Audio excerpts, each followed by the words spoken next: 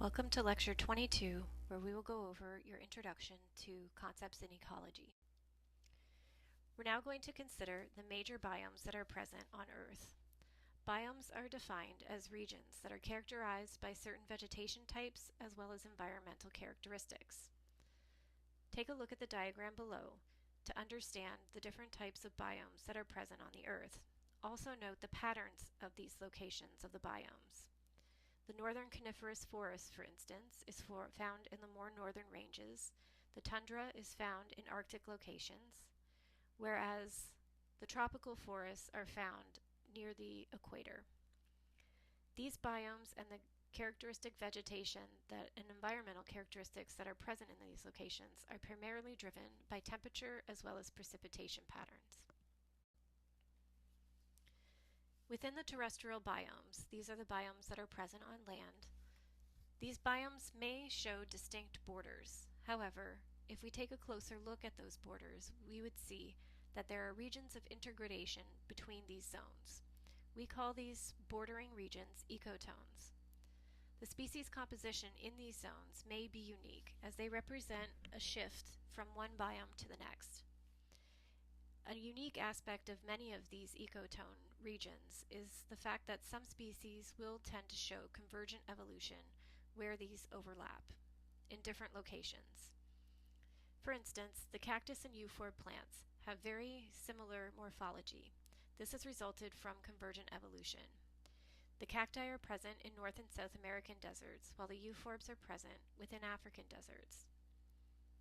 In addition to these ecotones and species composition differences, disturbances that are caused by storms, fires, or human activity can drastically alter communities through the addition of species, removal of species, and also changing the availability of resources. This slide depicts the major terrestrial biomes on Earth. Also refer to the text if you want more information regarding the specific characteristics of these biomes. Aquatic biomes are basically classified based on their physical as well as chemical properties. Marine biomes contain approximately 3% salt concentration, while biomes that are classified as freshwater contain less than 0.1% salt concentration. This is one of the main factors used to classify the different aquatic biomes. In addition, aquatic biomes themselves, whether they are marine or freshwater, can be divided into specific zones. These include the pelagic zone, abyssal zone, and benthic zone. The pelagic zone exists at the top of the body of water. It can be broken down into two specific areas: the photic zone, where light penetrates through, and the aphotic zone, that has little or no light present. The abyssal zone lays below the aphotic zone. This typically occurs 2,000 to 6,000 meters below the surface of the water. The benthic zone is the last layer and consists of a layer of sediment as well as dead organic matter or detritus that sits below the water. In general, as you increase the distance from the shoreline, lakes have a littoral and limnetic zone, while oceans have what is termed the neritic as well as oceanic zones. Take a look at these diagrams here to understand the difference of those zones in freshwater as well as marine environments. The photic zone, because it is a zone where light penetrates through, produces a lot of organic material that is called detritus. This is also a major food source for organisms that are present within the benthic zone.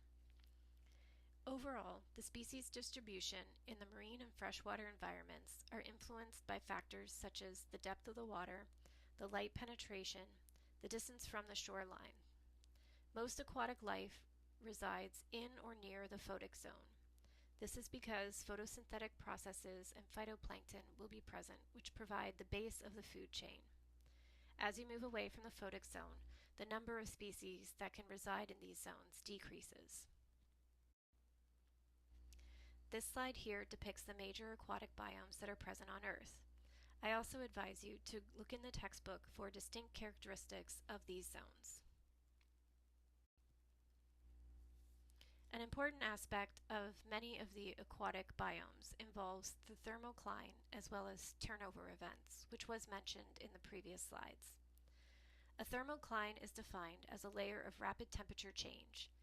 This actually creates a distinct zone within an aquatic body of water that will separate the warm upper waters from the lower colder waters. Lakes in general experience turnover events in spring as well as fall. These turnover events are extremely important as they help bring oxygen to the deeper waters, and they also help to distribute nutrients that may be trapped near the benthic layer. In general, when spring arrives, the surface water of the lake will warm. Spring winds will mix with the water and help to bring nutrients back up to the surface and oxygen to the deeper waters. In summer, the thermocline is established and present, which helps to separate the warm surface waters from the colder bottom waters. In fall, the surface water cools very quickly and sinks, causing another turnover event. These turnover events are extremely important in maintaining the aquatic life that is present. Another factor that is important in determining where a species is located is species interactions. The distribution of species in both terrestrial and aquatic biomes are the result of long-standing ecological as well as evolutionary factors. Endemic species, like the kangaroo in Australia, have very limited species distributions. In some instances, they may be limited to the island in which they are located. Endemic species and their distributions are based on historic geographic isolation events that occurred in geological time. This has led to the limitation in their distribution to islands, specific regions, or specific continents. With respect to species interactions, both biotic and abiotic factors can play a role in determining a species distribution. For instance, the distribution of the saguaro cactus is limited to Southern California, Arizona, as well as the western Sonora Desert. This is due to both biotic and abiotic factors. The biotic factors include predation from grazers as well as bacterial disease, while the abiotic factors include freezing temperatures in the northern regions that will limit their distribution, as well as water availability. Another important aspect to consider when determining a species distribution is to examine dispersal. Dispersal refers to the ability of an individual or their gametes to move away from the area of origin.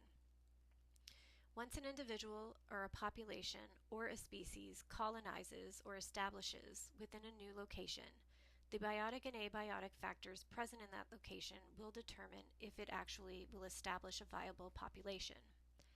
This can occur gradually as a species expands its range, or it can lead to adaptive radiation. This is more likely to occur if the founding population diversifies and undergoes speciation events, as it moves into different habitats or utilizes different resources. This example depicts the importance of dispersal in the cattle egret. The cattle egret, Bubulcus ibis, was once in Africa and southwestern Europe. About 200 years ago, some of the birds crossed over the Atlantic Ocean and colonized northeastern South America. Since then, they have been able to establish populations. This established population has now begun to increase their range southward as well as northward into Central America, the US, as well as southern parts of Canada. All of this range expansion began due to a high level of dispersal ability in a few individuals from the original population. An important aspect to consider when determining a species distribution pattern is the difference between a potential versus an actual range. A species' potential range is defined as the entire area that it could potentially exist in, while the actual range is where it is actually found. The difference between the potential and actual range will be the combination of biotic as well as abiotic factors that will limit the potential range to the actual range. Accidental or introduced species can be very valuable in providing information regarding the processes that are involved in how a species colonizes, survives, and establishes themselves in new locations. In addition, by studying these processes, we can gain valuable insight into potential control mechanisms that can be employed. We also can increase our understanding of how to prevent these invasive species from establishing, and also to manage them if they are established in locations. European starlings, for instance, were originally introduced into North America in 1890 in Central Park. They were introduced by avid Shakespeare enthusiasts that wanted to recreate the Shakespearean environment in North America. These birds are now considered to be one of the most abundant birds across the entire continent. They are also considered to be extreme pests, as they are known to destroy valuable agricultural crops, raid nests, and also compete with our native species. Thus, their presence has been very negative on many different agricultural as well as ecosystem levels. Biotic factors, as stated previously, include interactions with other species or organisms that are present in the environment. Biotic factors such as competition, predation, and parasitism can play an important role in determining where a species is found. In addition, the presence of food sources, parasites, pathogens, competing or facilitating organisms can biotically limit or increase a species distribution pattern. In many marine systems, for instance, the presence of sea urchins can limit the presence of seaweed beds. This is due to the excessive grazing pressure that they place on the seaweed and algae, as this is one of their or two of their main food sources.